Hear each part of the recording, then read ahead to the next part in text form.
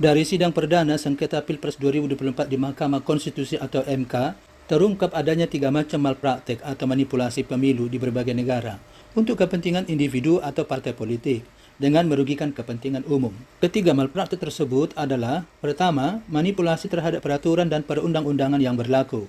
Kedua, manipulasi terhadap pilihan pemilih. Dan ketiga, manipulasi terhadap proses pemungutan dan penghitungan suara.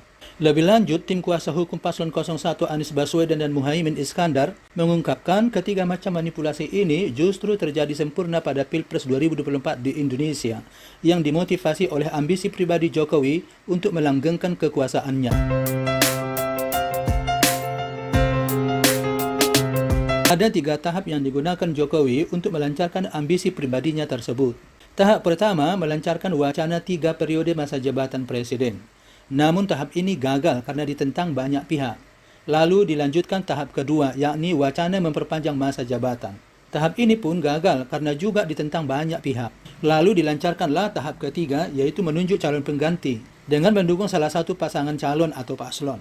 Pada tahap ini, Jokowi diduga melakukan berbagai intervensi yang juga disebut sebagai cawe-cawe.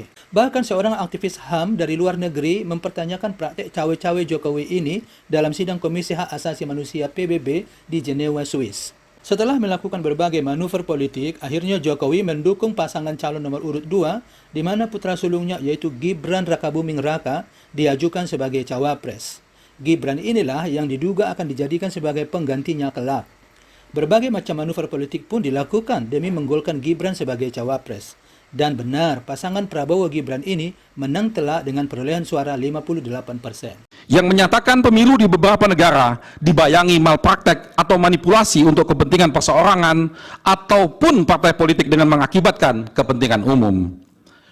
Bentuk-bentuk malpraktek dalam pemilu menurut Sharbich dapat dikelompokkan dalam 3 jenis, yaitu manipulasi terhadap peraturan perundang-undangan pemilu, manipulasi pilihan pemilih yang bertujuan untuk mengarahkan atau mengubah pilihan pemilih dengan cara-cara yang manipulatif, dan ketiga, manipulasi terhadap proses pemungutan dan penghitungan suara hingga pemilu berakhir. Ketiga jenis malpraktek tersebut secara sempurna justru terjadi dalam penyelenggaraan Pilpres 2024. Malpraktek Pilpres 2024 berawal dari ambisi Presiden Joko Widodo untuk melanggengkan kekuasaannya. Ada 3 tahapan yang dijalankan oleh Presiden Joko Widodo untuk memuluskan kepentingannya. Tahap pertama, melalui wacana jabatan presiden selama 3 periode dengan berbagai instrumen. Lalu tahap pertama gagal karena ditentang oleh banyak pihak. Selanjutnya, Joko Widodo melancarkan tahap kedua berupa wacana perpanjangan masa jabatan. Tahapan kedua ini pun gagal, yang selanjutnya melancarkan tahapan dengan menunjuk calon pengganti sebagai tahap ketiga. Tahap ini sudah dan sedang dijalankan. Baiklah pemirsa, demikian diskusi kita kali ini. Kita berjumpa kembali dalam diskusi-diskusi berikutnya. Thank you very much for watching. Goodbye and take care.